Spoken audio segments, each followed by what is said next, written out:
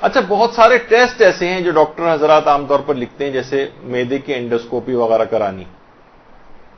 تو اس میں ظاہر ایک ٹیوب ہوتی ہے اور ایک کیمرہ جو ہے وہ منہ کے ذریعے اندر جو ہے وہ ڈالا جاتا ہے،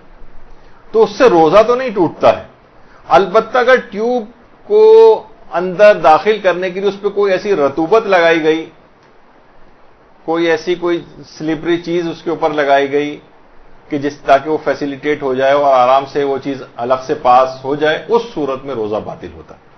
اور اگر یہ اس کو ٹالا جا سکتا ہے، بھئی ابھی انڈوسکوپی ہم نہیں کرا رہے، کوشش ہم ٹھیک ہے ہم رمضان کے بعد کروا لیں گے،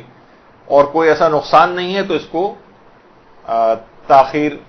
کر دی جائے اس میں۔ لیکن اگر واقعی کرانے کی ضرورت پیش آ جائے تو پوچھ لیں کہ وہ کیمرے کو یا جو ٹیوب اندر ڈالیں گے وہ اس پہ کوئی ایسی چیز لگا رہے ہیں لکوڈ ٹائپ کی،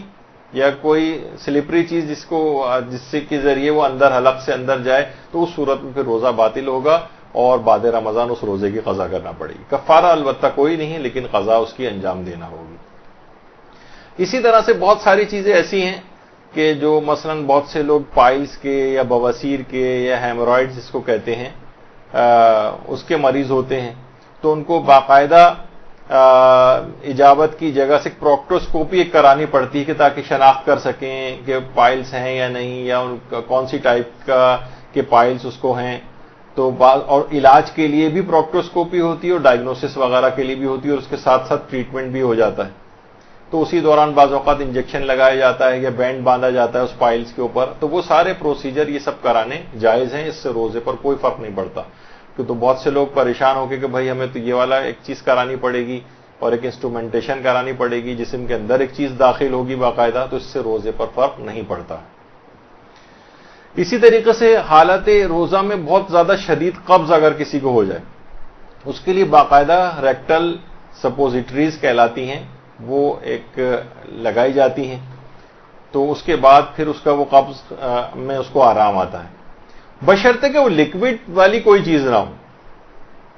سالڈ ٹائپ کی ایک ٹیبلٹ ٹائپ کی ایک چیز ہوتی ہے، کیپسول ٹائپ کی لمبا سا کیپسول ہوتا ہے، وہ اس کو جسم کے اندر داخل کیا جاتا ہے، اس سے روزہ نہیں ٹوٹتا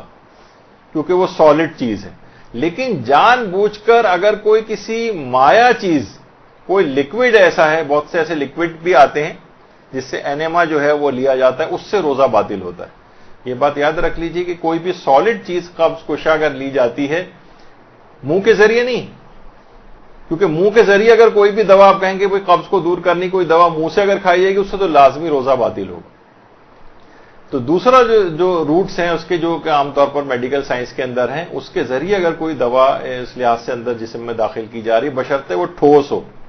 سالڈ ہو، اس سے روزہ نہیں ٹوٹتا ہے۔ البتہ کوئی بھی لکوڈ ٹائپ کی کوئی چیز، لکوڈ عام طور پر اینیما جو ہے وہ لکوڈ سے ہی ہوتا ہے، لیکن بعض اوقات گیس سے بھی ہوتا ہے اور کسی اور چیز سے بھی ہو سکتی ہے، وہ اس سے روزہ باطل ہو جاتا ہے لکوڈ والی چیز سے صرف۔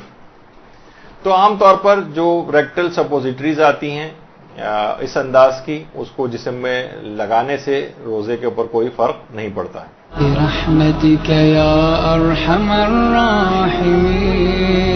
وصلى الله على محمد وآله الطاهرين